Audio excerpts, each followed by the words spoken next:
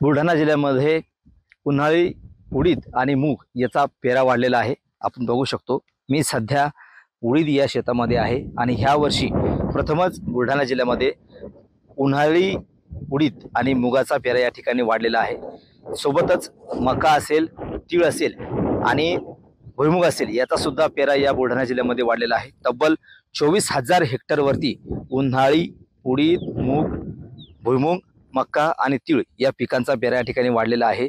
अगोदरच पावसाळ्यामध्ये शेतकरी उडीद आणि मुगाचा पेरा या ठिकाणी कमी प्रमाणामध्ये घेत असतात। त्याचं कारण असं आहे की पावसाळ्यामध्ये उडीद आणि मूग याचं नुकसान होतं, त्यामुळे शेतकऱ्यांनी त्याकडे पाठ फिरवलेली आहे पावसाळ्यामध्ये। आणि त्यानंतर उन्हाळ्यामध्ये या शेतकऱ्यांकडे सिंचनाची सोय असेल ते शेतकरी या ठिकाणी उडीद, मूग, मका, तीळ आणि भुईमुगाचा पेरा या ठिकाणी मोठ्या प्रमाणामध्ये करताना दिसतात।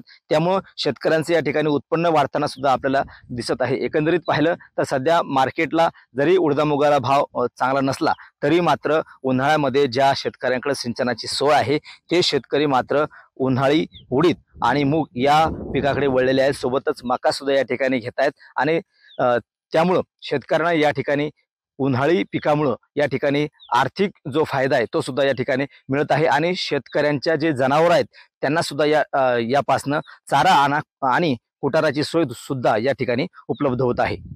कॅमेरामन निलेश देशमुख सह गणेश सोळंकी, TV9 मराठी, बुलढाणा।